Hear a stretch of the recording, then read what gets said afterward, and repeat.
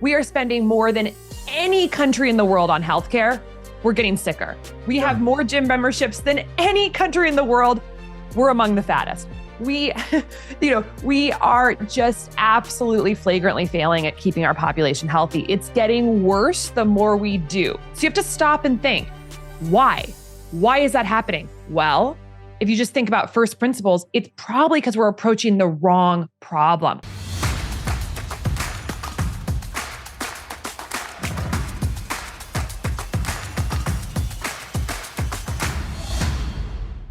Today, we welcome back Dr. Casey Means. She is the co-founder of Levels and has written a new book called Good Energy. Please enjoy.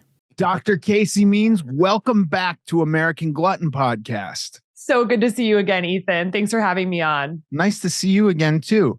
All right, you created Levels. Let's get all this stuff out of the way. We talked before about Levels, which is an amazing company that's helping lots of people to lose weight and become healthier.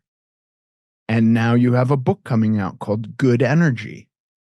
That's right. Yes, Good Energy coming out soon. Good Energy, the surprising connection between metabolism and limitless health.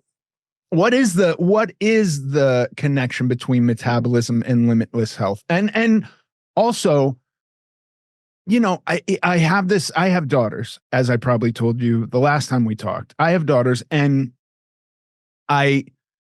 it's bandied about quite frequently amongst them and their friends that they have bad metabolisms. Ooh. And from my point of view, I'm like, I just think your metabolism is just a mathematical number. It's neither good nor bad.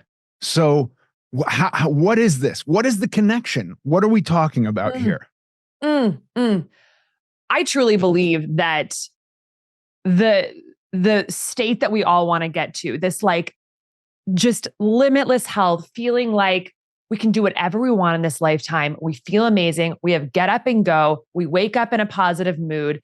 It's all rooted in metabolism. Metabolism is how we literally make energy in our cells. We have almost 40 trillion cells, and they're all just little machines. They're just little machines that want to do all this work every day to bubble up to make us have these fabulous lives. But to do that, they need energy. They need cellular energy. And the way we get that cellular energy is we convert food. We convert the 70 metric tons of food we put in our mouths in our lifetime, and we've got to convert it to energy we can use to make those cells work. That's metabolism.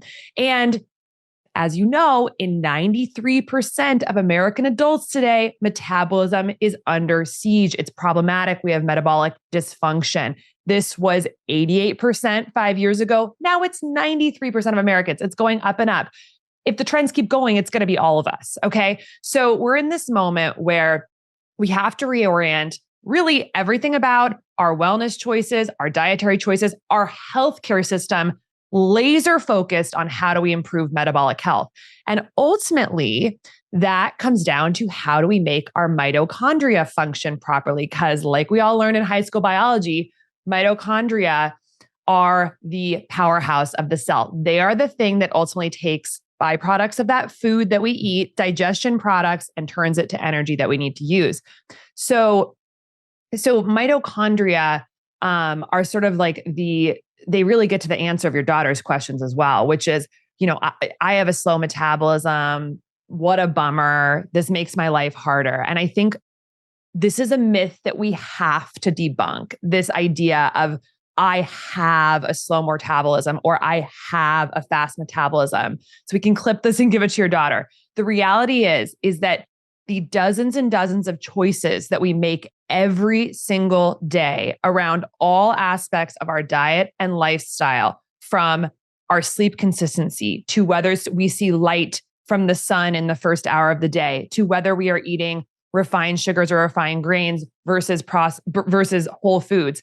Those decisions are what cultivate a fast metabolism, which is a choice we can make every single day. And what a fast metabolism really means is that we have mitochondria in our cells that are supported and working properly. And there's so many ways we can do that. And there's so many ways we can hurt it. So I'll give just one example that I think really helps sort of really solidify that.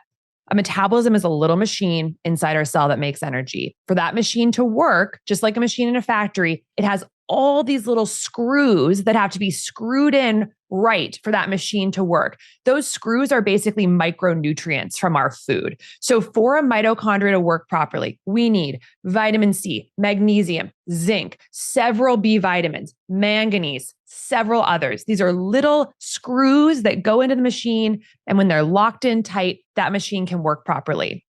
In our micronutrient deplete diet, because we are eating ultra processed foods and we are eating foods that come from soil that has been decimated by industrial agriculture, our food is profoundly micronutrient depleted. So now you've got a cell that can't reach out and grab the micronutrients it needs to basically put into the mitochondria to make it work properly. So what do you get? Slower metabolism, because the mitochondria don't have what they need to function properly. The same is true for several other elements of our diet and lifestyle. For instance, like morning sunlight, when you get those photons hitting your retina first thing in the morning, sends a signal to the suprachiasmatic nucleus in the brain, which sends a signal to your body that it is morning time, which turns on genetic pathways that literally tell our mitochondria to work properly. So that's another way that we can cultivate faster metabolism. So that's kind of a myth, I would say, that it's really something that we are or we are not. It's something that we can cultivate, and we cultivate it by focusing on nurturing the mitochondria. So when you're thinking of metabolism, you're thinking about how well the body is functioning, how well it's deriving energy and putting that energy into use. That's exactly right.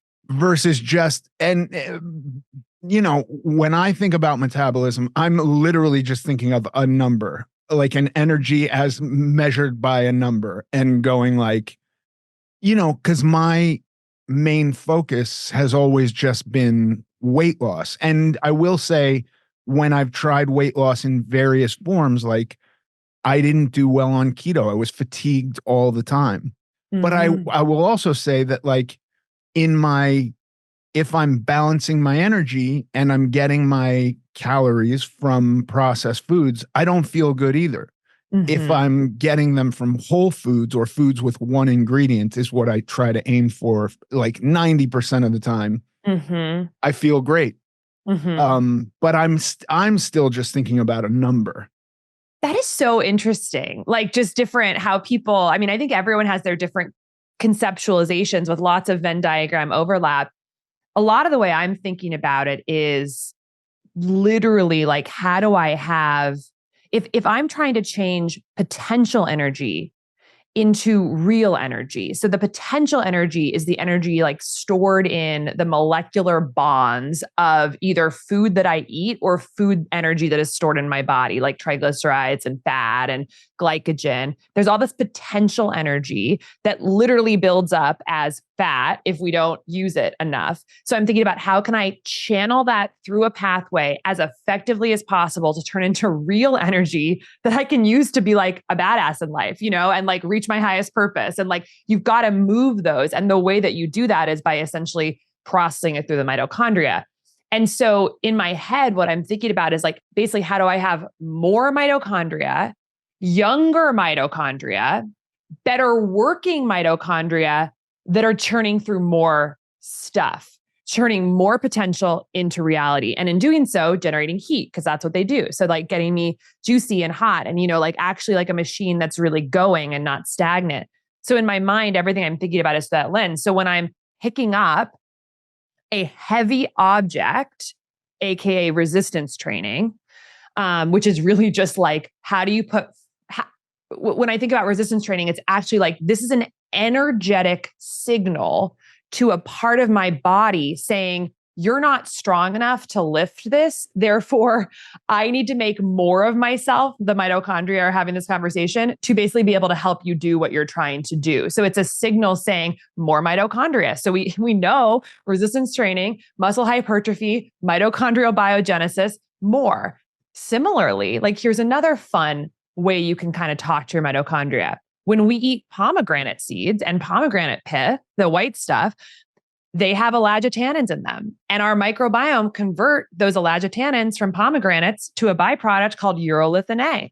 urolithin A gets absorbed into our bloodstream and actually promotes what's called mitophagy, which is old dysfunctional mitochondria, essentially like dying and rebirthing to new mitochondria that do better work. And so when you choose to eat certain things, when you choose to exercise in a certain way, a lot of that is actually communicating with your mitochondria to replicate, be more efficient, do more work. And so that's kind of the concept I'm thinking of, maybe as a very visual person, of like really just like, how do I communicate in every possible language I can to tell my mitochondria to basically be faster? Right. I mean, it's an amazing, like, as you're describing it, I see like the intricacies of a machine spreading, and, little gadgets and gyroscopes here, and, nuts and bolts over here, and everything's moving. It's a fascinating way to think about it. I mean, it's cool. It's just, I think, you're a scientist. It's a much broader way to consider it than the way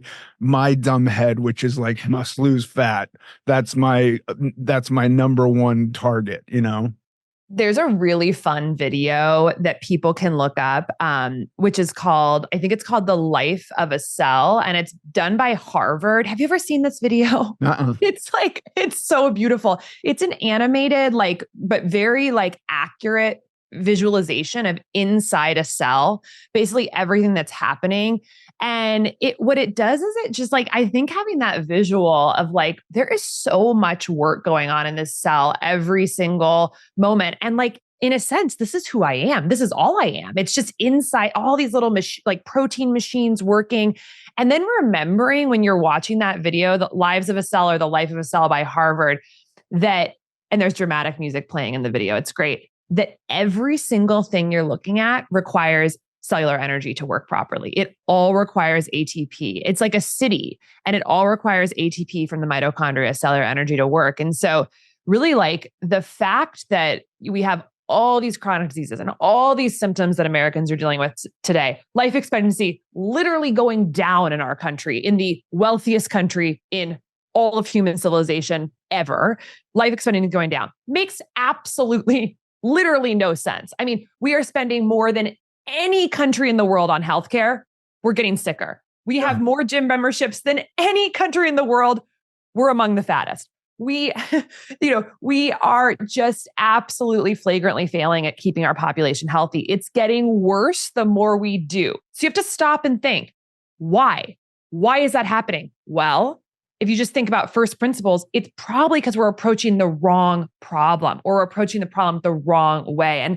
And my real mission in my work as a physician and with this book, Good Energy, is to help doctors and individuals and the healthcare system see, if we pointed that huge amount of resources towards supporting mitochondrial health, letting cells function properly, so many symptoms and diseases would melt away. However, if we focus all that energy on drugs and surgeries that don't actually do anything to support true foundational cellular health from within, and instead just turn these little knobs on downstream biomarkers that make them, hide a little bit more glucose in the cell by shoving some injected insulin in the body, or, have a person essentially just sort of stop eating as much by injecting Wegovy in them, things that change little knobs on biomarkers, but don't actually help the inside of the cell function properly. We're never going to solve the real issue. So this more metabolic, mitochondrial, good energy focused framework, I think it's fundamentally critical for us to reorient towards if we're going to dig ourselves out of this hole. And I think we could dig ourselves out of this hole in the matter of years if we were focusing our arrow on the right target. Okay, I have two questions, and then I want to run a theory by you. I'll do that last, because I have a theory, like an origin story theory on all this, and I like to think about it, and this is the way my mind works. I don't know that it helps us at all, but I want to hear your thoughts on my almost tinfoil hat theory. Okay, I can't wait. We'll do that. And I also want to ask you about the GLP-1 inhibitor drugs. But before that, are you optimistic? Because Like, you seem like an optimistic person. And I will say, in fairness, I am not. I think individually, you're going to help a lot of individuals. I really do. I hope that any of these conversations help individuals. But fuck, man, Casey, we're dealing with huge structural behemoth conglomerates worth trillions of dollars that you're literally saying, like, let's take this all apart and do something different. Mm-hmm. I am optimistic. I'm completely optimistic. This book is such a book of optimism, and I'm optimistic, I would say, if I'm being totally honest, because I am a very spiritual person, and I think we're being tested. And I think that this is a fascinating time in the sort of evolution of consciousness and humanity. And I think there are so many forces of light happening. You, like Joe Rogan, like people are some of the people who are really asking people to wake up and look at things differently are the largest people in all of, like, just crushing the mainstream narrative that's pushing, and so, there are forces of light that I think are happening that are getting people to kind of wake up and realize that it's possible. Those people have platforms like yourself, and it's amazing. And then I think about, like, I'm not a religious person. I don't subscribe to like a religious doctrine, but you look at like look at what happened with like Jesus or like Buddha or like other people. Like, there are movements that have totally changed the course of the world through small groups of people. And I heard this amazing like quantum physicist who like was talking about like some quote of like small islands of cohesion actually can shift the whole, like in the quantum. And there's all these amazing things in quantum, like the butterfly effect, like entanglement theory, where like things happening at one part of the universe are affecting things. Like, I mean, we live in an infinite expanding universe. Like, shit is crazy. Can we turn the obesity epidemic around? Of course we can. Oh no, I have no. Yes. Yeah. So I'm we like, can. that's where I'm sitting of like, what if it's actually like, what if like a lot of us need to like meditate together and like bring the consciousness to a higher level? And like, maybe some guy, the CEO of Nestle, like wakes up one morning and is like, oh shit, this is bad. Like, we got to change it all. And that has actually happened. Like, there's an amazing thing that happened in Kuwait, actually. There's the Nestle of the Middle East is called KDD. And I think it's Kuwaiti dairy something, but they have like 250 ultra processed, super high sugar products. And the Middle East is getting decimated by obesity and diabetes. Like, it is worse than the US.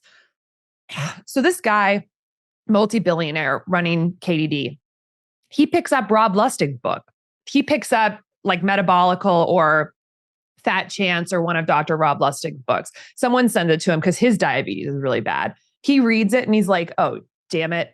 Like, we got to change everything. He brings Rob Lustig out to the Middle East, gives them all the resources in the world. They get the sugar out of all their products. Like, so it's like, there's just interesting things happening. And that's amazing. I absolutely think that's it could huge. Change. Yeah. Yeah.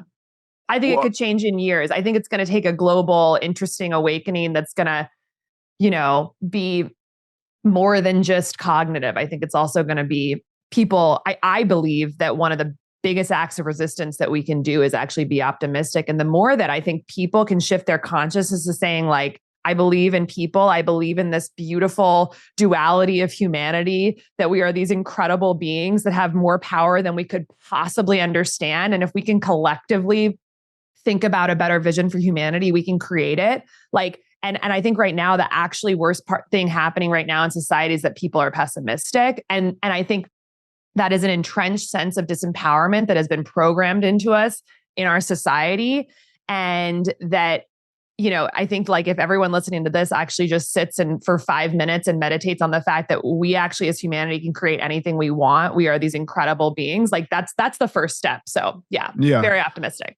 That's amazing. I appreciate your optimism. I think it's infectious too, because as you're talking, I started to feel more optimistic, which, listen, it took me 15 years of fighting, like almost constantly to, and a lot of that was that I'd achieve weight loss and then gain the weight back and then fight my way back into weight loss and then gain the weight back. And so, there were kind of principles that I live by today, which 15 years ago, I would say like, no, I'm doing that. Like it took like a radical perspective shift for me to even see like, oh, I wasn't doing that at all. Like giving up bread that's not the battle for me. Like it's not going to solve anything. You know what I mean? It didn't change my life, but 15 years ago, I would have said, no, I'm doing lifestyle change. I've given up bread. And that was, to me, should have been enough. And so having this conversation with people where it's like, you might have to radically, like the way you live your day-to-day life in America, or the way I did, which was like, if I'm hungry at 2:00 in the morning, I've got fast food, I've got 7-Eleven, I've got AM, PM. I'm presented with food everywhere, every point of commerce that I go to buy something, I'm presented with food. And that was my interaction with food, right? Like, yes, that is totally the antithesis of my interaction with food today. Like it took a redesign to the way I live my life. And I don't know that had you written it all out for me in that way 15 years ago or 20 plus years ago now, I don't know that I'm willing to do it. I might have just said like, no, I can't do that, and today here I am living a different life, much happier, feeling much better, much healthier, and going like, I wish I'd come to this earlier. That's why I'm pessimistic. It's not an easy conversation because I think when you're in it, it's just hard to understand how much every part of your life is dictated by it. Yeah. And I think the other hard thing is that everyone comes to their sort of like awakening moment of like the turning point. It can be slow for some people. It can be long for some people. It can, and it could be from like 100 little drips of information that finally take hold, or it could just be like you hear one thing and you like never touch a cigarette or a French fry again. Like, so it's there's not one playbook, like the barriers could be from childhood trauma. The barriers could be from just generally the food you're around. Like, it's just I personally, like my own journey, I don't know if we talked about this on our first episode, but like I was very, very overweight as a child. I was 215 pounds in 7th grade, very, very big. And when I think about the change for me, I lost all the weight. I lost all the weight when I was 14. So I lost about 65 pounds my freshman year of high school. And then I gained it all back in college because I was super stressed out. And then I lost it again. And I've been basically the same weight for like 15 years now. But, it's the two ways that I did it. The first and second time are completely different. Like the first time it was literally that everyone was getting invited to school dances and I wasn't. And I was like, fuck this. Like just through sheer willpower, I will be smaller. I was like, this sucks so much that like not eating junk food sucks less. Right. Like it was like that was, and I mean, it was more than that, but it was more of like a flip switch where I was like, I went to the library, I checked out a bunch of books about food. It was like Eat Fat, Get Thin, like these old, and like, I just decided I would cook all my food for like 6 months and go to the gym every day. And it was actually quite healthy how I did it. But I announced to my parents, like, I'm cooking all my own food. And I need a gym membership. And I took the bus there and I was like a maniac. And then I came back sophomore year and and honestly, like, hate to say it, like I did get invited to dances that year. Now, that was actually a very interesting life experience for me because I did not experience the joy, obviously, that I thought I would get because I actually was completely disillusioned with humanity at that point. It feels hurtful. I'm the same person. Like this is. And I thought I always feel like I looked great, like either way. And I'm just like, people suck. This is annoying, And so that was kind of an interesting 14-year-old wake up call where I was like, wow, our world is really tough, like really set up for some superficial things. And then the second time when I was in college, college was stressful. I was pre-med, all this stuff. I ended up gaining all the weight back. And that was really frustrating.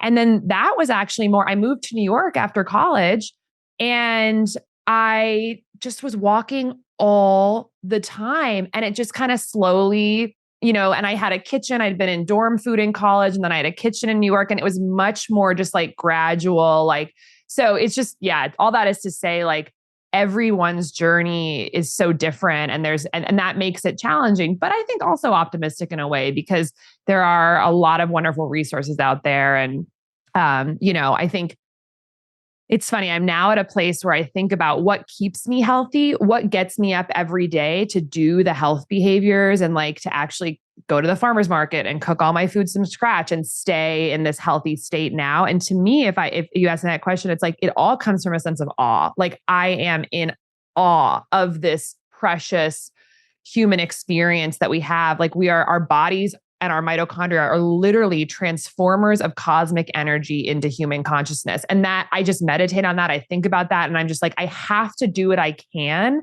to put all the tools into this body through my choices to let that process just be as free as possible. Because literally the chemical energy in our food that we unlock in metabolism to create our lives is the sun's energy. It's literally solar energy that is stored in chemical bonds from plants, and that we then unlock the sun's energy to power our consciousness. I'm like, that's freaking amazing. I want to support that. That's beautiful. But that rationale would not have motivated my 14-year-old self, like, at all. Right. So it's just funny, like, how I could speak to that right now. Maybe that inspires someone, that kind of sense of deep gratitude for this precious time. But, it certainly wasn't the thing that probably would have motivated me at 21 and 14. So yeah. Yeah, no, it's like, I think about, my brain thinks in analogies. And a lot of the time I'm thinking like, okay, our body's just like a machine. Think of your car. And would you put, this high octane rocket fuel into your car if it allowed you to drive really fast, but it was damaging to the car? And I'd go like, no, because I generally don't need to drive really fast. If one day a year I wanted to go drag race somebody, maybe. And it's honestly the same thing for me today. Like, if I go to the gym and I have cardio that day, which means I'm not in New York, because like you said, you walk a lot in New York, and I don't need to do extra cardio. But like in my life outside of New York, which is the majority of the time, I'll sit most of the day, which I don't like. Makes me feel, so I'll go and do cardio. And if in the middle of cardio, I hit a wall, and it doesn't happen very often, but sometimes it does, I'll eat a little bit of sugar and feel great and get through my cardio. If I do that same thing at night and I'm sitting in a chair and I eat that sugar and then I go to bed, I will wake up hungover. And that's just, it took me a while to like, of trial and error, to go, it's not worth it, but I've had the same, it becomes unfortunate with food because you can't give up food, but I'm a sober person also. And it took me a while to go like, oh, I have to kind of apply the same principles that I do with drugs and alcohol to food, because my interaction with them is so similar. I'm not doing it. I'm doing it out of boredom, out of anxiety, or even sometimes in celebration, out of joy. Those were like my prime reasons for using drugs. The universe is scary. Let me use some drugs or eat something. It'll make me feel better. And I can't do that anymore. Which is a better life for me. I wouldn't, like, you have your experience, I have mine. I don't think we have to apply that to everyone, but that is my experience. I have to get really honest about, what am I getting out of this? And that doesn't mean I can't enjoy food and it can't taste good, but it can't be this kind of manic or depressive crutch. Yeah. Absolutely. Yeah. Okay. Your theories. We missed your theories. No. We have one other topic before theories. And the theories, again, are tinfoil hat theories. They're not, they're like the little bit of science is it's a patchwork. GLP-1 inhibitors. What are your thoughts?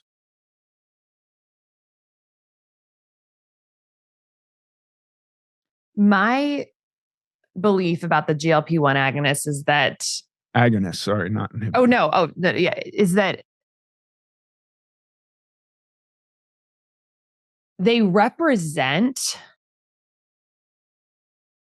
the pinnacle of the gullibility, I think, of the human species. The fact that we can sit here and think and literally convince ourselves that the solution to a profoundly toxic environment is a lifelong injection is like one of the saddest things I've ever witnessed in my lifetime. It's sad because we have been blessed with these incredible brains as humans, and we're not using them.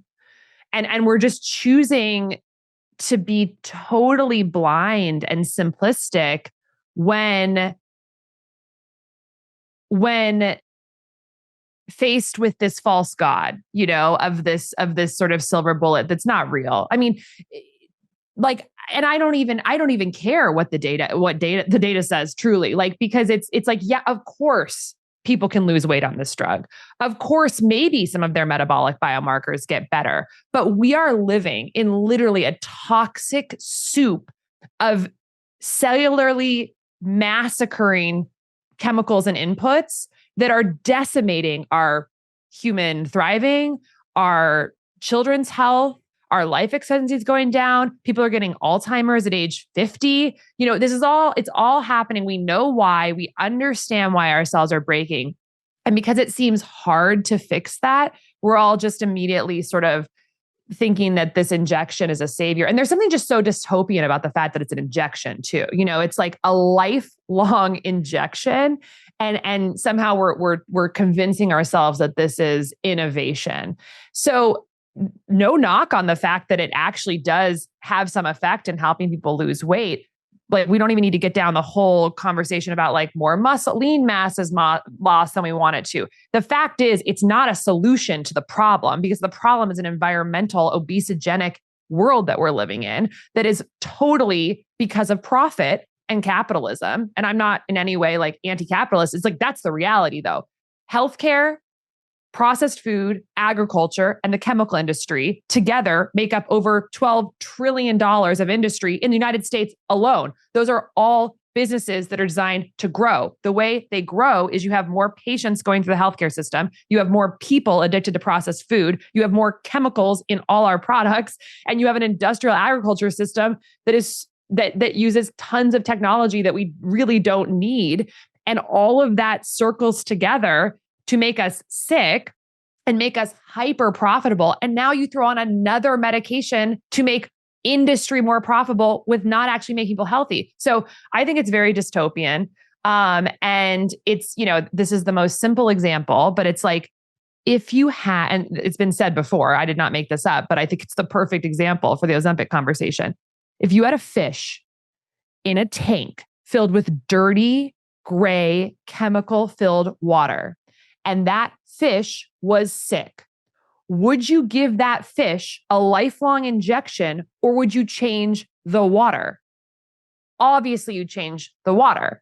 So that's kind of where we're at. Those are my thoughts on Ozempic. It's like, I think that Novo Nordisk, which is based in Europe, I think they're laughing at us. I think they're just, they know what they're doing. And I think it's a very sad situation. And then you've got a lot of people capitalizing this on saying, it's like wrong to deny people access to this or not have taxpayer money go towards this because people need it. But what I always say is, why don't we, with our huge, big, smart brains, think about if we're going to, this is on track to be the largest grossing medication in human history, and it's going to be taxpayer funded.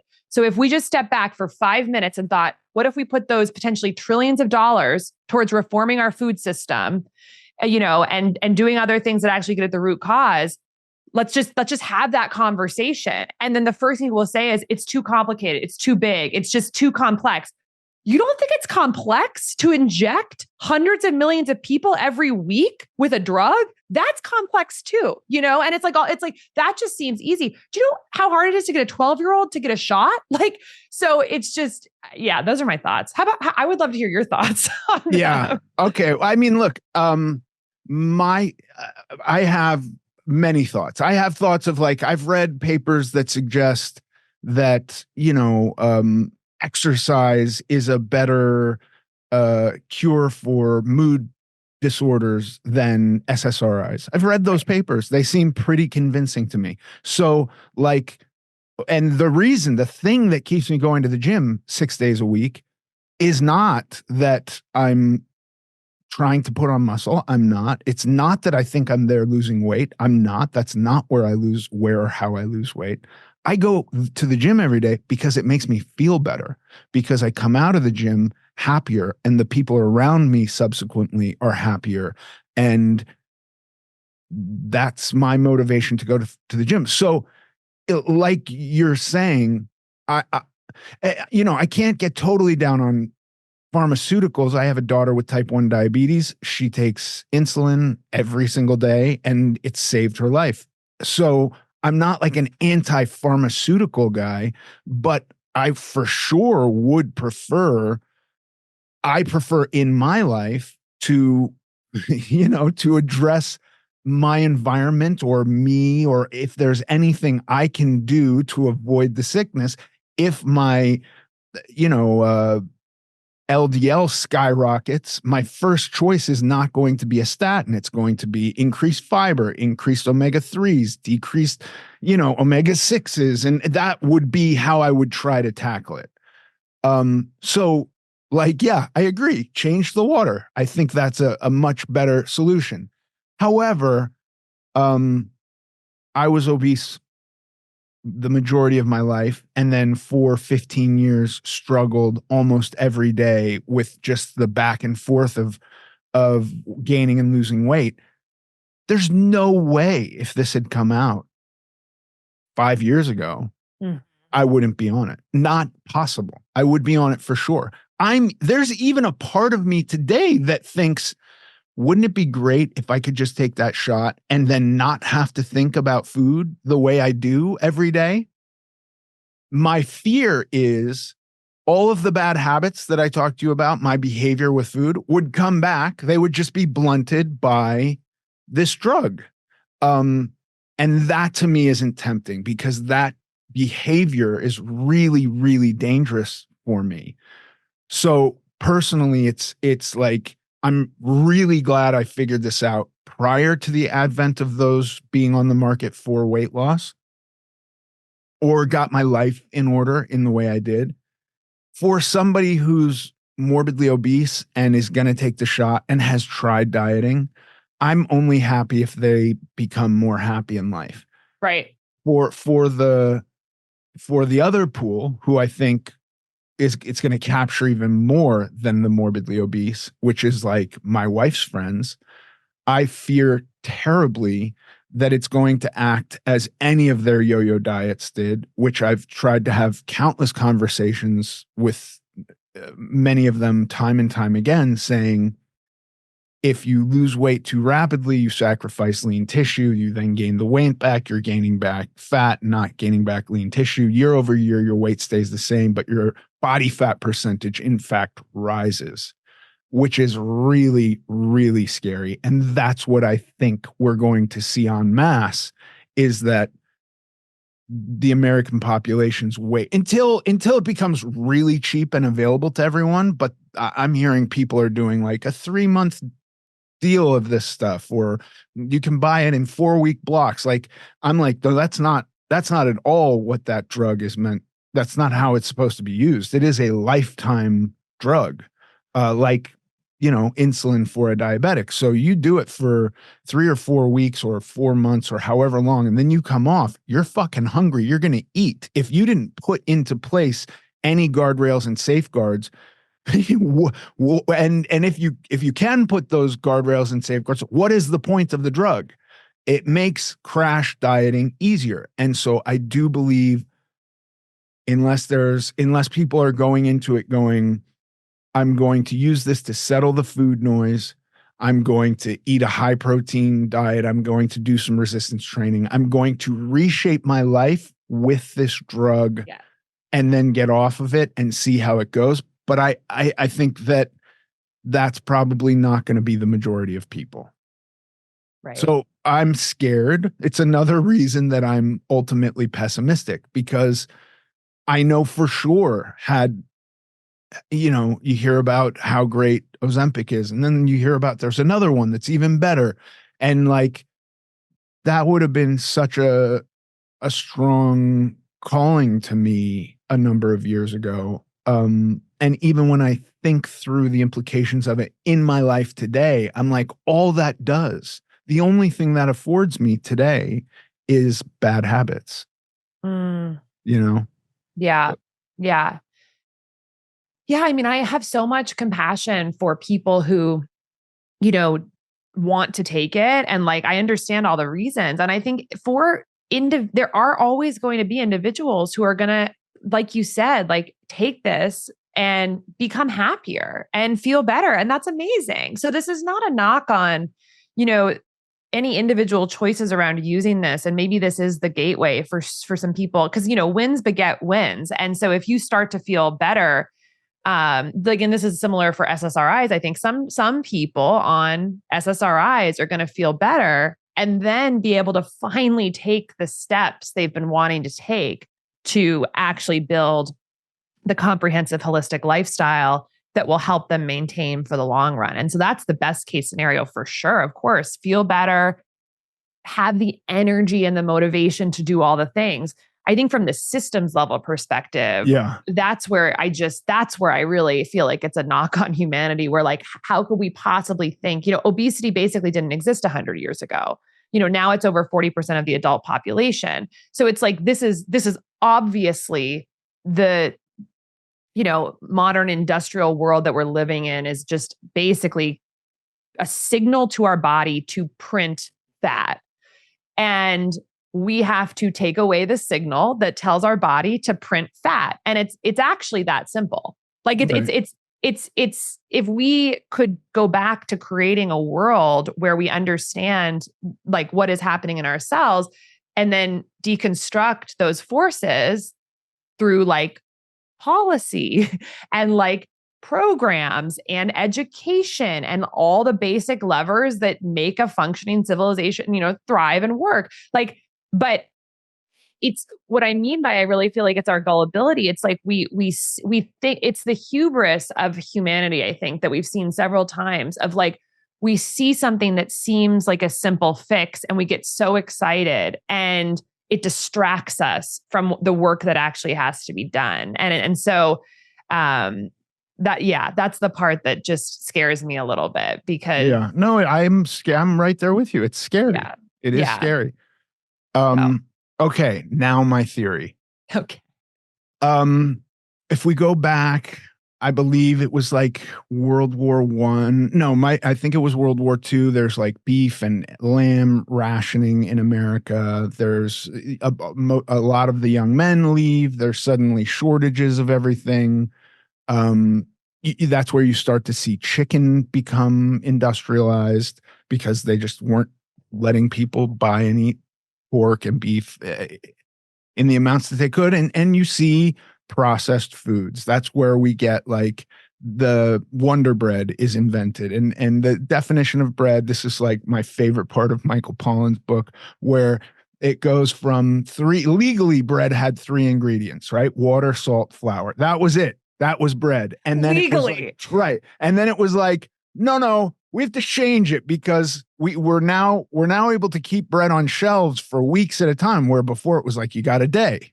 You bake the bread, people eat the bread. That's it. Now it's like, no, we don't have young men to like interact with the bread, and whatever the reason, suddenly bread goes from having 3 ingredients to 13, and then there's no vitamins in it, so they start figuring all that out. Now it's got like 30, legally it's got 30 ingredients, which is crazy. I didn't even know foods legally had listed ingredients. Bread's got a lot today. So we have all that. We see processed food enter, and not long after World War I is kind of when dieting became in fashion. It's really the 1950s where you suddenly have the first diet books going around America.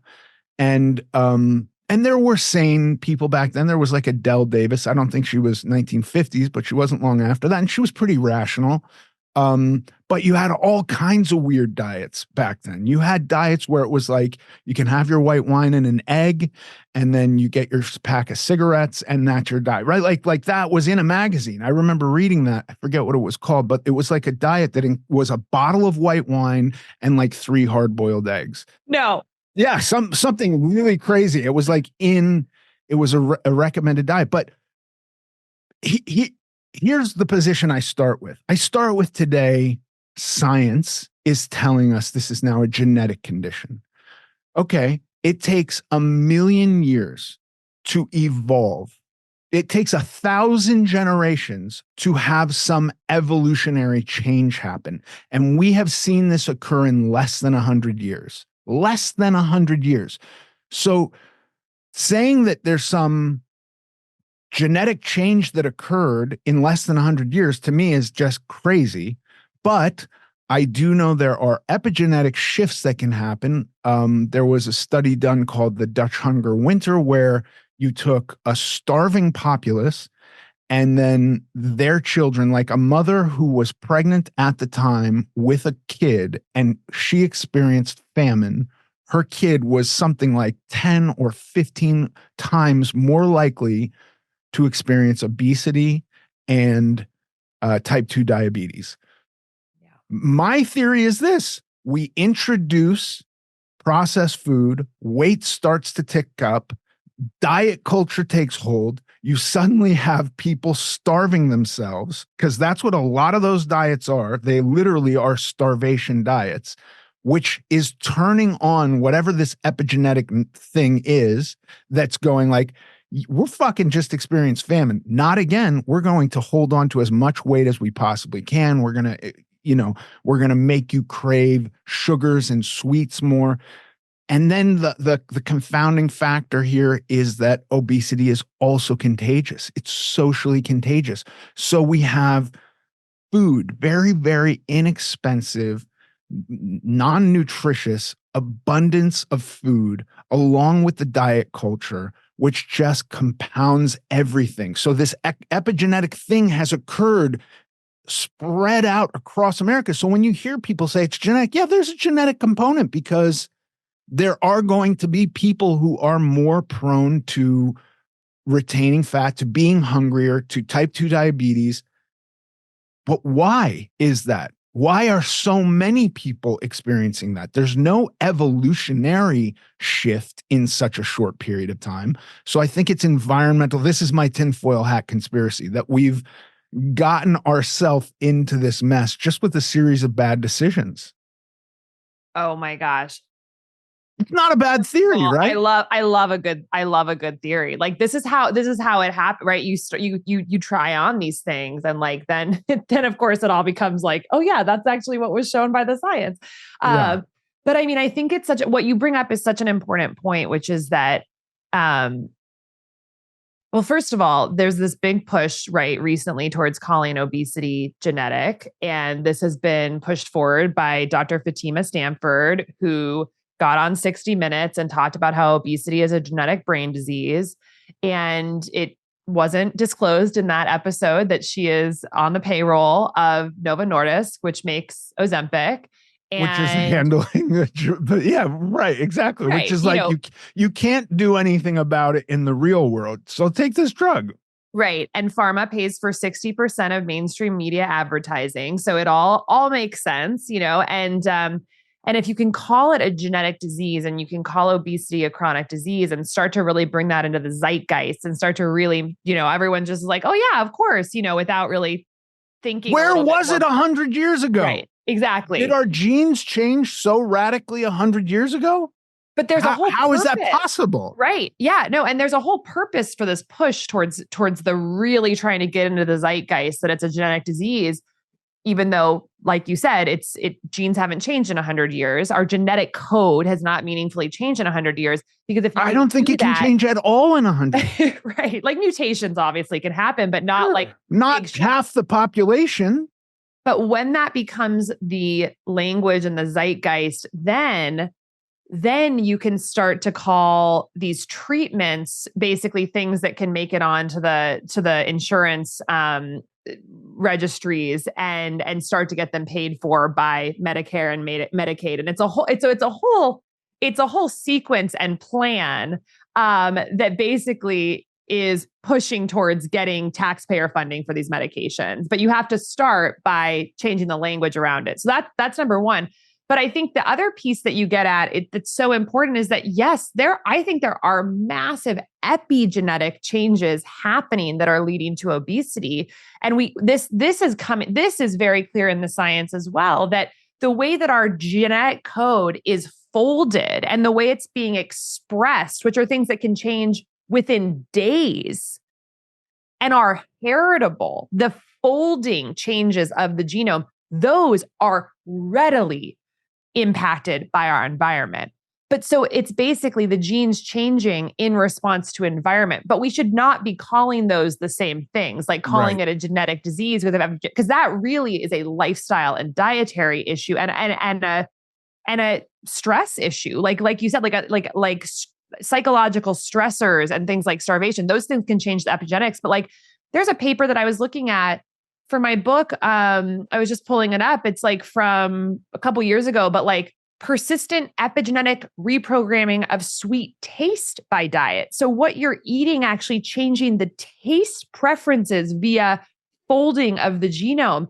And so, but to me, this is extremely motivating because like, okay, if I can just kind of like grit my teeth and get through some of the hard lifestyle choices, I have the opportunity to change the folding and expression of my genome in a way that's going to make me less crave sweet food in the future. So it's like, I think about this a lot. Like if you can muster through like the hard part of like the beginning of like eating the real food and like getting, more steps in and whatnot, like get off the dopamine cycle, change the microbiome, change your epigenetics. And once those things starts happening with like the brute force willpower, everything gets easier, right? Because like things have actually changed from within. So sometimes I would tell my patients in my functional medicine practice who are like, the biggest barrier to me eating healthy is I do not have time to cook because I'm, a night nurse and I'm working all the time. And I'm like, listen, so they like healthy food, but they just can't fit it into their life. Like, order a month of daily harvest, like direct to your door, just like 90 meals and just eat. And it's all, like organic, real food, unprocessed. Just like eat that for like every meal for 30 days. And, or I guess this is kind of like the patients I had that they didn't have time to cook and they, so they were eating a lot of processed food, but like they were open to eating something different if it were easy. And I'm like, by that time, the 30 days is up. If you just make it easy on yourself to do this, your brain will have changed, your microbiome will have changed, your reward circuitry will change, your epigenetics may have changed. And then everything else kind of moving forward will be easier. So it's like, I don't know if that resonates with you. Like it's just like, once you kind of do a little inch, like some of the stuff starts unfolding and feels a little bit more effortless. And one other thing with the GLPs, it's like, what's, you mentioned your daughter, like she needs insulin because of type 1 diabetes, but I don't even see those really as a parallel because her body doesn't make insulin. So she needs insulin. And so it's true. That is in a sense, getting to the root cause. Like she doesn't make it, it's being replaced. But the thing about GLPs is that we can stimulate GLP production through our choices, like eating protein and whole foods and other behaviors actually can stimulate us so we can be our own GLP-1 agonizers in a sense by like making choices. Whereas like for someone with type 1 diabetes, like they can't just like stimulate their body to make more insulin. So in that first case, the diabetes, it's like, there's really like a root cause place for like an injection. And then for the GLP side, it's like, we should really be exhausting all the lifestyle choices that can stimulate GLP-1, because there is that option available to us. That's a great point. It's true. Like if I eat chicken breasts and cabbage, I'm going to get full and I'm not going to have overeaten. And that's even just by volume, I'm going to get full versus donuts take up a lot less space and, will leave me feeling shitty, but I'll have some kind of euphoria while I'm eating them. And that's literally the trade. Well, I want to only be able to eat one donut instead of 12, but I'm with you. I'm with you. It's a scary thing. Dr. Means, this has been another fantastic conversation. Thank you so much. Thank you. I can't wait to read Good Energy too. Thank you for writing it. Thank you. Well, it's filled with lots of strategies that really all focus on stimulating that mitochondria to do its best work. I mean, it's like I said, I really think if we can point the arrow towards the mitochondria with our choices and understand why we're doing them to help our mitochondria, it just makes things a lot easier and feel less random in our health journey. So, certainly for anyone who's feeling like, oh my gosh, I have a slow metabolism, I want a fast metabolism. Like I think it's possible for everyone. And a lot of it's about just orienting our energy towards nurturing the mitochondria with good things and the nutrients and the diet that it needs and lifestyle, all sorts of things, and then taking away the things that hurt it, And so that's a whole nother set of things that many people aren't aware of, like some of the things in our personal care products and home products and things like that. So it's very straightforward and hopefully will really help people who are on that metabolic health journey focus their arrow in an easier way. So amazing. Can't wait. Thank you. Thank you.